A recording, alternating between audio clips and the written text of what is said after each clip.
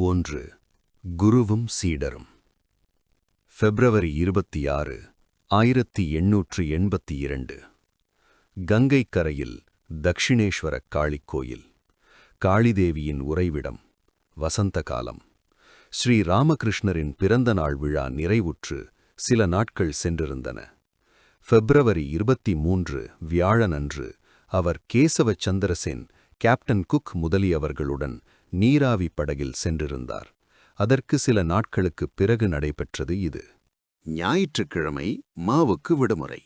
ஆதலால் மாலையில் நண்பர் சிதுவுடன் வராக நகரில் பல பூந்தோட்டங்களை சுற்றி பார்த்துவிட்டு பிரசன்ன பானர்ஜியின் பூந்தோட்டத்திற்குச் சென்றார்.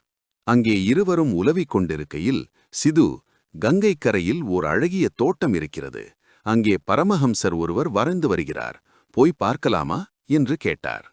மா உடன்பட்டார். இருவரும் தட்சிணேஸ்வரம் சென்று ஸ்ரீராமகிருஷ்ணருடைய அறையை அடைந்தனர்.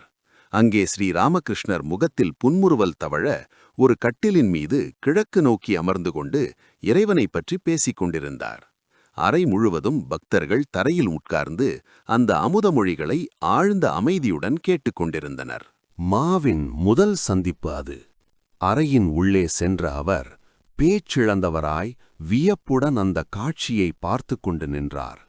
புண்ணிய தலங்கள் அனைத்தும் அந்த அறையில் கூடியிருப்பது போல் அவருக்கு தோன்றியது. சுகதேவரே அங்கு அமர்ந்து கொண்டு எம்பெருமானின் மகிமைகளை கூறுவது போன்றதோர் உணர்வு அவர் உள்ளத்தில் எழுந்தது.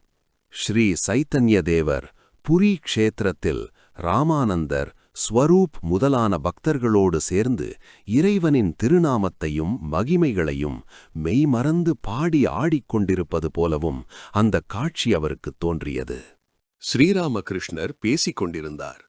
ஹரிநாமத்தையோ ராமநாமத்தையோ ஒருமுறை சொன்ன அளவிலேயே ஒருவனுக்கு மயிர்கூச்செரியுமானால், ஆனந்த கண்ணீர் வழியுமானால், அவன் அதன் பிறகு சந்தியாவந்தனம் முதலியவற்றை செய்ய தேவையில்லை. அவன் கர்ம தியாகம் செய்யும் தகுதி பெறுகிறான். இதை நன்றாக தெரிந்து கொள்ளுங்கள். செயல்கள் தானாகவே அவனிடமிருந்து கழன்று விடுகின்றன.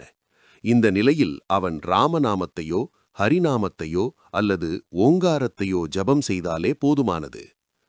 பின்னர் மேலும் கூறினார், சந்தியா காயத்ரியில் ஒடுங்குகிறது, காயத்ரி ஓங்காரத்தில் ஒடுங்குகிறது. எல்லாவற்றையும் பிரமிப்புடன் பார்த்த மவிற்கு, ஆஹா, உள்ளத்தை கொள்ளை கொள்ளும் எவ்வளவு அழகான இடம் இது! எத்தகைய அதிசய மனிதர் இவர்! என்ன அற்புதமான பேச்சு! இந்த இடத்தை விட்டு நகர என் மனம் மறுக்கிறதே என்று தோன்றியது. பிறகு, சரி, இந்த இடத்தை முதலில் சுற்றி பார்த்து விடுவோம், பிறகு இங்கு வந்து உட்காரலாம் என்று முடிவு செய்தார். சிதுவுடன் அறையை விட்டு வெளியில் வந்து கொண்டிருந்தபோது கோயிலிலிருந்து மாலை தீபாராதனையின் இனிய நாதங்கள் மாவின் காதுகளில் ஒலித்தன. சேகண்டி, மணி, கோல், ஜால்ரா என்று இன்னிசை கருவிகள் ஒலிக்கலாயின. தோட்டத்தின் தென்பகுதியில் உள்ள நகபத்திலிருந்தும் நாதம் வரலாயிற்று. அந்த நாதங்களெல்லாம் கங்கை நீர் பரப்பின் மீது தவழ்ந்தபடி வெகு தூரம் சென்று எங்கோ கரைந்து மறைவது போல் தோன்றியது. மலர் மணம் கமழும் வசந்த காலத் தென்றல் மெல்லென்று வீசத் தொடங்கிற்று. நிலவொளி மெதுவாக எங்கும் பறந்தது. ஏதோ இயற்கை என்னையும் நம்மைப் போலவே மாலை வழிபாட்டிற்காக 4 திசைகளிலும் ஏற்பாடு செய்து கொண்டிருப்பது போல் தோன்றியது. 12 சிவாலயங்களிலும், ராதாகாந்தர் கோயிலிலும், பவதாரிணி காளி சந்நிதியிலும் ஆரதியை தரிசித்து மட்டற்ற மகிழ்ச்சி அடைந்தார். ராணி ராசமணி கட்டிய கோயில் இது. இங்கே தினமும் பூஜை நடந்து வருகிறது.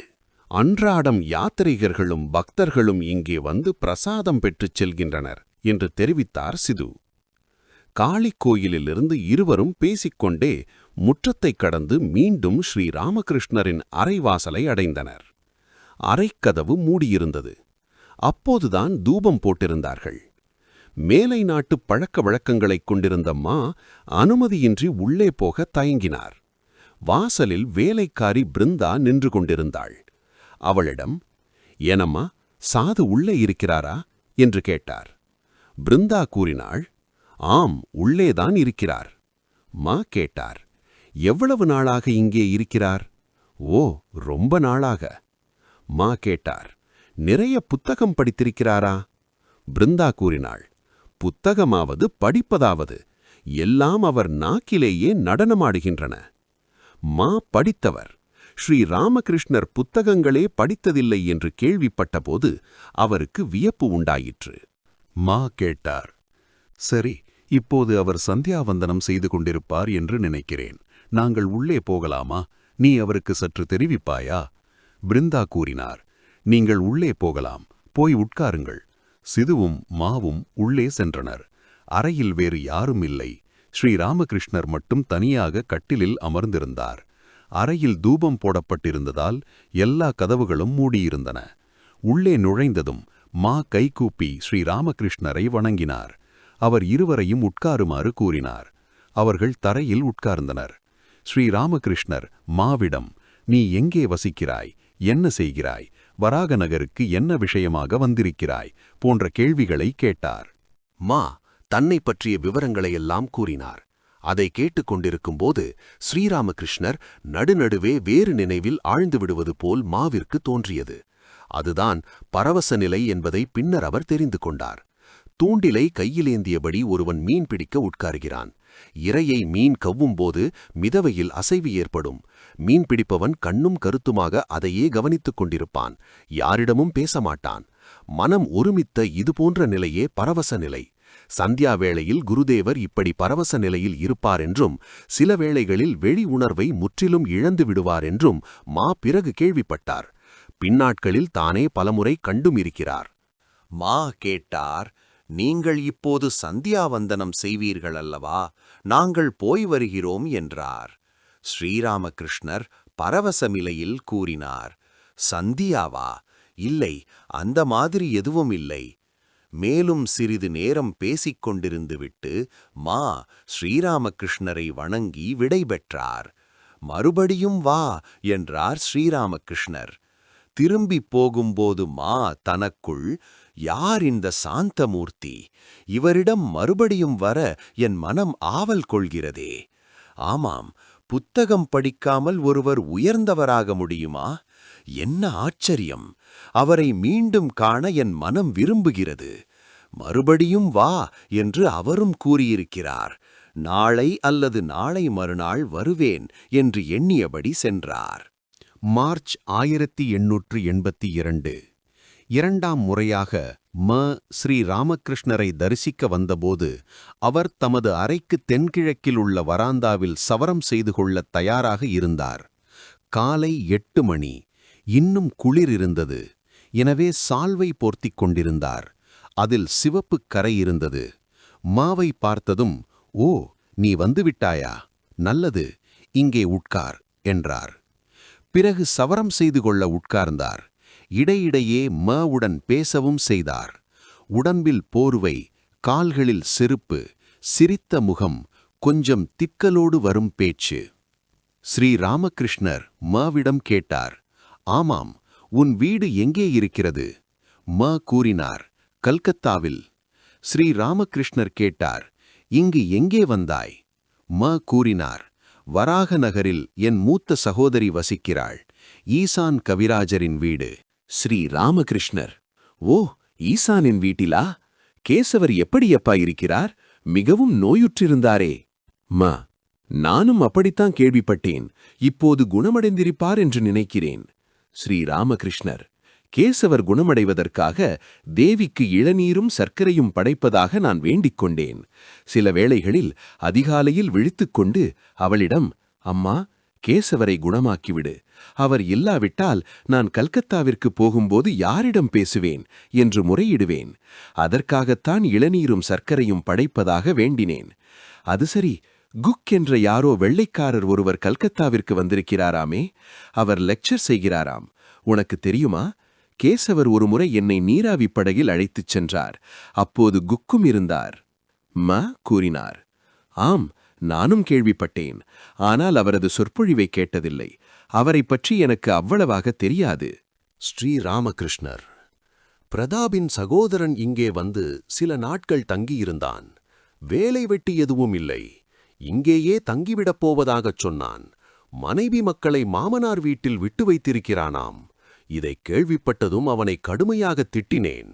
நீயே சொல், அவனுடைய குழந்தை குட்டிகளை ஊராரா சோறு போட்டு வளர்ப்பார்கள்? வெக்கம் கெட்டவன். அவனுடைய குழந்தைகளை வேறு யாரோ கவனித்துக் கொள்கிறார்கள். அவர்களை மாமனார் வீட்டில் விட்டு வந்திருக்கிறான். முதலில் ஒரு வேலை தேடிக் கொள்ளும்படி சொல்லி கடுமையாக ஏசினேன். அதற்கு பிறகுதான் இந்த இடத்தை விட்டு நகர்ந்தான். ஆமாம், உனக்கு திருமணமாகிவிட்டதா? மா கூறினார். ஆம். ஸ்ரீ ராமகிருஷ்ணர் அதிர்ந்து போய் கூறினார். ஏ ராம்லால், இவனுக்கு திருமணமாகிவிட்டதாம். ஏதோ மாபெரும் அபராதம் செய்துவிட்டவர் போல் மா தலைகுனிந்து வாய் மூடி மௌனமாக உட்கார்ந்திருந்தார். திருமணம் செய்து கொள்வது அவ்வளவு பெரிய குற்றமா என்ன என்று தனக்குள் நினைத்துக் கொண்டார். ஸ்ரீ ராமகிருஷ்ணர் மறுபடியும் கேட்டார், உனக்கு குழந்தை குட்டி இருக்கிறதா? மாவின் இதயம் படபடவென்று அடித்துக் கொண்டது. பயந்து கொண்டே, ஆம் சுவாமி, எனக்கு குழந்தை இருக்கிறது என்று சொன்னார்.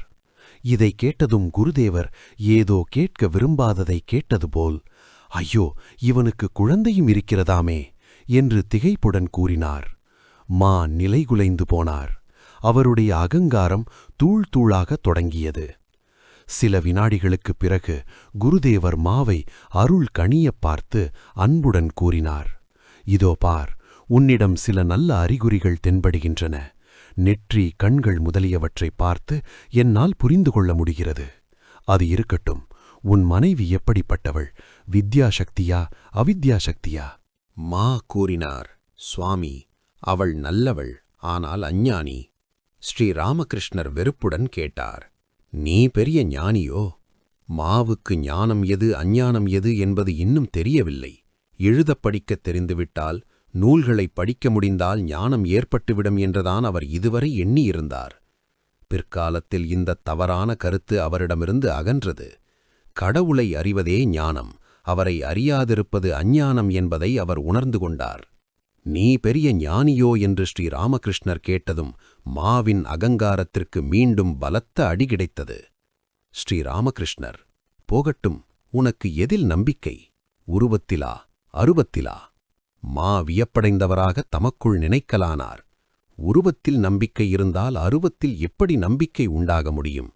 இறைவன் உருவமற்றவர் என்ற நம்பிக்கை இருக்கும்போது அவர் உருவம் உடையவர் என்ற நம்பிக்கை பிறக்க முடியுமா? சாதாரண பொருள் ஒன்றையே எடுத்துக்கொள்வோம். பாலின் நிறம் வெண்மை, அது கருப்பாக முடியுமா? மா ஸ்ரீராமகிருஷ்ணரிடம், சுவாமி, அருவம்தான் எனக்கு பிடித்திருக்கிறது. ஸ்ரீராமகிருஷ்ணர், அது நல்லது. ஒன்றில் நம்பிக்கை இருந்தாலே போதும். உனக்கு அருவத்தில் நம்பிக்கை, அது நல்லது. ஆனால் அது ஒன்றுதான் உண்மை, மற்றவை பொய் என்ற எண்ணத்திற்கு இடம் கொடுக்காதே. அருவமும் உண்மை, அதுபோல் உருவமும் உண்மை. இதை நினைவில் வைத்திரு. ஆனால் உனக்கு எதில் நம்பிக்கையோ அதை பிடித்துக்கொள். இறைவனுக்கு அருவம், உருவம் ஆகிய இரண்டு நிலைகளும் உண்மை என்பதை திரும்ப திரும்ப கேட்டம்மா ஆச்சரியமடைந்தார். இந்த விஷயம் அவர் படித்த ஏட்டுக்கல்வியில் இல்லையே. மாவின் அகங்காரத்திற்கு 3வது முறையாக அடி விழுந்தது. ஆனாலும் அது அடியோடு அழிந்துவிடவில்லை. ஆகவே அவர் இன்னும் சிறிது வாதிடத் தயாரானார். மா, சுவாமி, இறைவன் உருவமுடையவர் என்றே வைத்துக்கொள்வோம். அப்படியும் அவர் களிமண் பொம்மையாக இருக்க முடியாது அல்லவா? ஸ்ரீராமகிருஷ்ணர், நீ என்ன சொல்கிறாய்? களிமண் பொம்மையா? அது உணர்வு வடிவமாயிற்றே. உணர்வு வடிவம் என்ற கருத்தை மாவினால் புரிந்து கொள்ள முடியவில்லை. மா கூறினார், களிமண் உருவத்தை வழிபடுபவர்களுக்கு முதலில் களிமண் உருவம் கடவுள் அல்ல என்பதை புரிய வைக்க வேண்டும். அதோடு அந்த உருவத்தில் இறைவனை நினைத்துத்தான் பூஜை செய்ய வேண்டுமே தவிர களிமண்ணிற்கு பூஜை செய்வது சரியல்ல. ஸ்ரீ ராமகிருஷ்ணர் வெறுப்புடன் கூறினார், கல்கத்தாவாசிகளாகிய உங்களுக்கு இது ஒரு பொழுதுபோக்காகிவிட்டது. லெக்சர் செய்வதும் புரிய வைப்பதும் ஒரு தொழிலாகவே போய்விட்டது. தான் உண்மையை அறிவது எப்படி என்று ஒருவரும் சிந்தித்துப் பார்ப்பதில்லை. புரிய வைப்பதற்கு நீங்கள் யார்?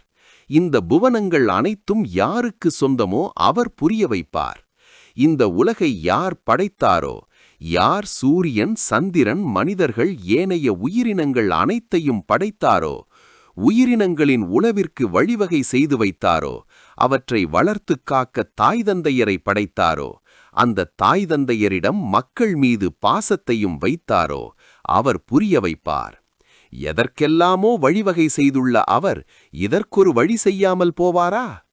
புரிய வைக்க வேண்டும் என்ற தேவை இருந்தால் அவரே புரிய வைப்பார். நமக்குள் இருந்து கொண்டு நம்மை நடத்திச் செல்பவர் அவரே அல்லவா? களிமண்ணுருவை வழிபடுவது தவறாகவே இருந்தாலும் அவர்கள் அந்த மண் வடிவில் தன்னைத்தான் வழிபடுகிறார்கள் என்பது அவருக்குத் தெரியாதா என்ன? அந்த வழிபாட்டிலேயே அவர் மகிழ்ச்சி அடைவார். உனக்கு ஏன் இந்த தலைவலியெல்லாம்? நீ ஞானமும் பக்தியும் பெறுவதற்கு என்ன வழி என்று பார்த்து அதற்கு முயற்சி செய். இப்போது மாவின் அகங்காரம் தவிடுபொடியாகியது. இவர் சொல்வது சரிதானே. நான் பிறருக்கு போதிக்க வேண்டிய அவசியம் என்ன? நான் என்ன கடவுளை அறிந்தவனா, அல்லது அவரிடம் எனக்கு பக்திதான் இருக்கிறதா? தனக்கே படுக்க இடமில்லை, இதில் சங்கரனை வேறு கூப்பிடுகிறான் என்ற கதை போலல்லவா உள்ளது? நான் கடவுளை கண்டதுமில்லை, கேட்டதுமில்லை. இதில் மற்றவர்களுக்கு அவரை புரிய வைக்க முயல்வது வெட்கக்கேடு. என்ன அற்ப புத்தி! மற்றவர்களுக்குச் சொல்லிக் கொடுப்பதற்கு இது என்ன கணிதமா, வரலாறா, இலக்கிய பாடமா? இது இறை தத்துவம். இவர் கூறுவது என் நெஞ்சை தொடுகிறது என்று எண்ணினார் மா. குருதேவருடன் அவர் வாதிட்டது இதுவே முதலும் கடைசியும். ஸ்ரீ ராமகிருஷ்ணர் கூறினார், மண் உருவத்தை பூஜை செய்வது பற்றி பேசினாய். பூஜை மண் உருவத்திற்கே ஆனாலும் அதில் பயன் இருக்கிறது. பலவிதமான பூஜை முறைகளை இறைவனே ஏற்படுத்தியிருக்கிறார். இந்த உலகம் யாருடையதோ அந்த ஆண்டவனே இவைகளையெல்லாம் மக்களின் தகுதிக்கேற்ப அமைத்திருக்கிறார். ஒரு தாய் தன் குழந்தைகளின் ஜீரண சக்திக்கேற்ப உணவு சமைக்கிறாள் அல்லவா? அதுபோல் ஒரு தாய்க்கு 5 குழந்தைகள். வீட்டில் மீன் கொண்டு வரப்பட்டுள்ளது. யாருடைய வயிற்றுக்கு எது சரியாக இருக்கும் என்பதற்கேற்ப அதை அவள் பல வகைகளில் சமைக்கிறாள். ஒருவனுக்கு பிரியாணி, ஒருவனுக்கு குழம்பு, ஒருவனுக்கு கறி, ஒருவனுக்கு வறுவல். யாருக்கு எது நல்லதோ, யாருடைய ஜீரண சக்தி எப்படி உள்ளதோ அதற்கேற்ப செய்கிறாள். என்ன, புரிகிறதா? மா பணிவோடு கூறினார். புரிகிறது சுவாமி. சுவாமி, இறைவனிடம் மனத்தை செலுத்துவது எப்படி? ஸ்ரீ ராமகிருஷ்ணர் கூறினார், இறைவனின் திருநாமத்தை எப்போதும் ஜபம் செய். அவரது திருப்புகழை இடைவிடாமல் பாடு. அத்துடன் சத்சங்கம் வேண்டும். அவ்வப்போது பக்தர்களையோ சாதுக்களையோ நாடிச் செல்ல வேண்டும். குடும்ப விவகாரங்களிலும் உலகியல் விஷயங்களிலும் இரவு பகலாக ஆழ்ந்து கிடந்தால் மனம் இறைவனிடம் செல்லாது. எனவே அவ்வப்போது தனிமையில் சென்று இறைவனை நினைப்பது மிகவும் இன்றியமையாதது. ஆரம்பத்தில் தனிமை வாழ்க்கையை பழகாவிட்டால் பிறகு மனத்தை இறைவனிடம் நிறுத்துவது மிகவும் கடினம். இளஞ்செடியாக இருக்கும்போது சுற்றி வேலி போட வேண்டும். இல்லாவிட்டால் ஆடு மாடுகள் மேய்ந்துவிடும். மனத்திலோ மூலையிலோ காட்டிலோ தியானம் செய்ய வேண்டும். இறைவனே உண்மை, அதாவது நிலையானவர். மற்றவை அனைத்தும் உண்மையல்லாதவை, அதாவது நிலையற்றவை என்று தொடர்ந்து ஆராய்ச்சி செய்ய வேண்டும். இவ்வாறு சிந்தித்து சிந்தித்து நிலையற்ற பொருட்களை மனத்திலிருந்து அகற்றிவிடு. மா என்பவர் பணிவோடு கேட்டார், சுவாமி, இல்லறத்தில் எவ்வாறு வாழ வேண்டும்? ஸ்ரீ ராமகிருஷ்ணர் கூறினார், எல்லா கடமைகளையும் செய், ஆனால் மனத்தை இறைவனிடம் வை. மனைவி, மக்கள், தாய், தந்தை எல்லோருடனும் சேர்ந்து வாழ். அவர்களுக்கு சேவை செய். அதே வேளையில் அவர்கள் உன்னுடையவர்கள் அல்ல என்பதை உள்ளத்தில் தெரிந்து வைத்துக்கொள். பணக்காரி வீட்டு வேலைக்காரி அங்கே எல்லா வேலைகளையும் செய்கிறாள். ஆனால் அவளது மனம் கிராமத்தில் உள்ள தன் வீட்டையே சதா நினைத்துக் கொண்டிருக்கிறது. அவள் அந்த பணக்காரரின் குழந்தைகளை தன் குழந்தைகளைப் போலவே கவனிக்கிறாள். என் ராமன், என் ஹரி என்றெல்லாம் சீராட்டுகிறாள். இருந்தாலும் அந்த குழந்தைகள் தன்னுடையவர்கள் அல்ல என்பது அவளுக்கு நன்றாகத் தெரியும். ஆமை தண்ணீரில் இங்கும் மங்கும் திரிகிறது. ஆனால் அதன் மனமெல்லாம் எங்கிருக்கும் தெரியுமா? தான் கரையில் இட்ட முட்டைகளின் மீது. அதுபோல் இல்லறத்தில் உனக்குரிய எல்லா கடமைகளையும் செய். ஆனால் மனத்தை இறைவனிடம் வை. இறைவனிடம் பக்தியை அடையாமல் இல்லறத்தில் ஈடுபட்டால் மேலும் மேலும் சிக்கலில் மாட்டிக்கொள்வாய். ஆபத்து, துன்பம், கவலை இவையெல்லாம் வந்து மோதும்போது மன உறுதியை இழப்பாய். அது மட்டுமல்ல, உலகியல் விஷயங்களில் மனம் செல்கின்ற அளவுக்கு பற்றும் அதிகரிக்கும். கைகளில் எண்ணெய் தடவிக்கொண்டு பலாப்பழத்தை வெட்ட வேண்டும். இல்லாவிட்டால் பிசின் கைகளில் ஒட்டிக்கொள்ளும். அதுபோல் பக்தி என்ற எண்ணெயை பூசிக்கொண்டு இல்லறத்தில் ஈடுபட வேண்டும். இந்த பக்தியை அடைவதற்கு தனிமை தேவை. வெண்ணெய் எடுக்க வேண்டுமானால் உறையிட்ட பாலை தனி இடத்தில் வைக்க வேண்டும். அசைத்துக் கொண்டிருந்தால் தயிர் தோயாது. பிறகு எல்லா வேலைகளையும் ஒதுக்கி வைத்துவிட்டு தயிரை கடைய வேண்டும். அப்போதுதான் வெண்ணெய் திரண்டு வரும். இன்னும் கேள். தனிமையில் அமர்ந்து இறை சிந்தனையில் ஈடுபட்டால் மனத்தில் ஞானம், வைராக்கியம், பக்தி முதலியவை உண்டாகிறது. ஆனால் அதே மனத்தை உலகியல் விஷயங்களில் ஈடுபடுத்தினால் அதன் தரம் தாழ்ந்து விடுகிறது. உலகியல் வாழ்க்கையில் காமினி காஞ்சன சிந்தனை ஒன்றே உள்ளது. இல்லறம் தண்ணீர், மனமோ பால். பாலை தண்ணீரில் கலந்தால் அவை கலந்து ஒன்றாகிவிடும். தூய பாலை காண முடியாது. அதே பாலை தயிராக்கி வெண்ணெய் எடுத்து அந்த வெண்ணெயை தண்ணீரில் இட்டால் அது ஒட்டாமல் மிதக்கும். எனவே தனிமையில் சாதனைகள் செய்து முதலில் ஞானம், பக்தி என்னும் வெண்ணெயைப் பெறு. அந்த வெண்ணெயை இல்லற வாழ்க்கை என்னும் நீரிலிட்டால் அது நீருடன் கலக்காது, மிதக்கும். அத்துடன் ஆராய்ச்சி மிகவும் அவசியம். காமினி காஞ்சனம் நிலையற்றது. இறைவன் ஒருவர் மட்டுமே நிலையானவர். பணத்தால் என்ன கிடைக்கும்? தங்க இடம் கிடைக்கும், அவ்வளவுதான். இறைவன் கிடைக்க மாட்டார். எனவே பணம் ஒருபோதும் வாழ்க்கையின் குறிக்கோளாக இருக்க முடியாது. இப்படி சிந்திப்பதுதான் ஆராய்ச்சி. புரிந்ததா? மா கூறினார். புரிந்தது சுவாமி. சில நாட்களுக்கு முன் பிரபோத சந்திரோதயம் என்ற நாடகத்தை படித்தேன். அதில் வஸ்து விசாரம் பற்றி காணப்பட்டது. ஸ்ரீ ராமகிருஷ்ணர் கூறினார், ஆம், வஸ்து விசாரம். இதோ பார், பணத்தில் என்ன இருக்கிறது? அழகிய உடம்பில்தான் என்ன இருக்கிறது? பகுத்தறிந்து பார். அழகிய பெண்ணின் உடம்பிலும் வெறும் எலும்பு, சதை, கொழுப்பு, மலம், மூத்திரம் எல்லாம் தான் இருக்கின்றன. இறைவனை விட்டுவிட்டு மக்கள் இத்தகைய விஷயங்களில் ஏன்தான் மனத்தை பறிகொடுக்கிறார்களோ? ஏன்தான் எம்பெருமானை மறக்கிறார்களோ? மா கேட்டார். சுவாமி, இறைவனை காண முடியுமா? ஸ்ரீ ராமகிருஷ்ணர் கூறினார், முடியும், நிச்சயமாக முடியும். அதற்கு அவ்வப்போது தனிமையில் வாழ வேண்டும். பகவானின் திருநாமத்தையும் மகிமைகளையும் பாட வேண்டும். பகுத்தறிந்து உணர வேண்டும். இந்த வழிகளையெல்லாம் பின்பற்ற வேண்டும். மா கேட்டார், சுவாமி, எந்த நிலையில் ஒருவன் இறைவனை காண முடியும்? ஸ்ரீ ராமகிருஷ்ணர் கூறினார், ஆழ்ந்த மன ஏக்கத்துடன் அழுதால் அவரை காண முடியும். மனைவி மக்களுக்காக மக்கள் குடம் குடமாக கண்ணீர் வடிக்கிறார்கள். பணத்திற்காக அழுது புரள்கிறார்கள். ஆனால் கடவுளுக்காக யார் அழுகிறார்கள்? எப்படி அழைக்க வேண்டுமோ அப்படி அழைக்க வேண்டும். இதைச் சொல்லிவிட்டு குருதேவர் பாடினார். மனமே தாயை மெய்யாக வருந்தி அழைத்தால் வாராமல் தனியே உன்னை விடுவாளோ? சற்றே விலகிப் போவாளோ? பிரிந்து காளி வாழ்ந்து நிற்கும் பேச்சும் உண்டோ சிறுநெஞ்சே? இருந்து வாழ்வாள் உன்னுடனே, என்றும் அவளே துணையாவாள். மல்கும் நினைவு வேறின்றி மாதா பாதத் தாமரையில் வில்வம் வைத்து செம்பருத்திப் பூவும் விழைந்து தூவுகவே.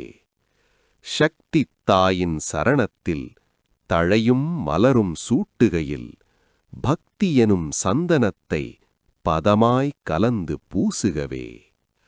மன ஏக்கம் வந்துவிட்டாலே அருணோதயம் ஆகிவிட்டது. அதன் பிறகு கதிரவன் தன்னை காட்டியருள்வான். அதுபோல் மன ஏக்கத்திற்குப் பிறகு இறைக்காட்சி வருகிறது. 3 வித கவர்ச்சிகள் ஒன்று சேர்ந்தால் இறைவன் தம்மை காட்டியருள்வார். உலகியல் மனிதனுக்கு இன்பப் பொருட்களிடமுள்ள பற்று, தாய்க்கு தன் குழந்தையிடம் இருக்கும் பாசம், கணவனிடம் கற்புடைய மனைவி கொள்ளும் காதல். இந்த 3 கவர்ச்சிகளும் ஒருங்கே ஒருவனுக்கு இறைவனிடம் ஏற்படுமானால் இந்த கவர்ச்சிகளின் வலிமையினால் அவன் இறைவனை பெற முடியும். கடவுளை நேசிக்க வேண்டும், அதுதான் விஷயம். தாய் குழந்தையை நேசிப்பது போல், மனைவி கணவனை நேசிப்பது போல், உலகியல் மனிதன் இன்பங்களை நேசிப்பது போல் கடவுளை நேசிக்க வேண்டும். இந்த மூவரின் நேசமும் இந்த 3 கவர்ச்சியும் ஒன்று சேர்த்தால் எவ்வளவாகுமோ அந்த நேசத்தை இறைவனிடம் செலுத்த முடியுமானால் அவரை காண முடியும். மன ஏக்கத்துடன் அவரை அழைப்பது அவசியம். மியாவ் மியாவ் என்று கத்தி தாயை அழைக்க மட்டுமே பூனைக்குட்டி அறிந்திருக்கிறது. தாய் பூனை அதனை எங்கே வைக்கிறதோ அங்கேயே இருக்கிறது. சில சமயம் சமையலறையிலும், சில சமயம் தரையிலும், சில சமயம் படுக்கையிலும் குட்டியை தாய்ப்பூனை வைக்கிறது. ஏதாவது துன்பம் வருமானால் குட்டிப்பூனை மியாவ் மியாவ் என்று கத்துகிறது. கத்துவதைத் தவிர அதற்கு வேறு எதுவும் தெரியாது. தாய்ப்பூனை எங்கிருந்தாலும் இந்த மியாவ் மியாவ் சத்தத்தை கேட்ட அந்த கணமே ஓடோடி வந்துவிடுகிறது. ஞாயிறு மார்ச் 5, 1882. குருதேவரைக் காண மூன்றாம் முறையாக சென்றார். வராக நகரில் உள்ள தன் சகோதரியின் வீட்டில் தங்கியிருந்த காலம் அது. அவரை சந்தித்ததிலிருந்து மாவுக்கு எப்போதும் அவரை பற்றிய சிந்தனைதான். எப்போதும் அந்த ஆனந்தமயமான மூர்த்தியை தரிசித்துக் கொண்டிருப்பது போலவும் அவரது அமுதமொழிகளை கேட்டுக்கொண்டிருப்பது போலவும் அவருக்குத் தோன்றும். இந்த எளிய மனிதர் எப்படி இந்த ஆழ்ந்த தத்துவங்களையெல்லாம் கற்றார், எப்படி புரிந்து கொண்டார் என்ற கேள்வி மாவின் மனத்தில் எழுந்த வண்ணம் இருந்தது. இவ்வளவு ஆழமான விஷயங்களை இவ்வளவு எளிமையாக யாரும் விளக்கி இதுவரை அவர் கேட்டதில்லை. மீண்டும் அவரிடம் எப்போது போவேன், அவரை எப்போது காண்பேன் என்பதே இரவு பகல் அவரது சிந்தனையாக இருந்தது. மெல்ல மெல்ல ஞாயிறும் வந்தது. வராக நகரைச் சேர்ந்த நேபால் பாபுவுடன் தட்சிணேஸ்வரக் கோயிலை அடைந்தார். மாலை 3 அல்லது 4 மணி இருக்கும். முன்பு பார்த்த அதே அறையில் குருதேவர் சிறிய கட்டிலின் மீது உட்கார்ந்திருந்தார். ஞாயிறு விடுமுறை நாளாதலால் குருதேவரை தரிசிக்க பக்தர்கள் வந்திருந்தனர். அவர்களுடன் மாவிற்கு அறிமுகமில்லை. எனவே அவர் அறையின் ஒரு மூலையில் சென்று உட்கார்ந்தார். குருதேவர் மலர்ந்த முகத்துடன் பக்தர்களோடு பேசிக் கொண்டிருந்தார். 19 வயதான ஒரு வாலிபரை பார்த்த வண்ணம் ஆனந்தத்தால் பூரித்தபடி குருதேவர் பேசிக் கொண்டிருந்தார். அந்த இளைஞரின் பெயர் நரேந்திரர். கல்லூரி மாணவர். சாதாரண பிரம்ம சமாஜத்திற்கு அடிக்கடி சென்று வருபவர். ஆற்றலும் உறுதியும் மிக்க பேச்சு, ஒளி வீசும் கண்கள், பக்தனுக்குரிய தோற்றம் அவருடையது.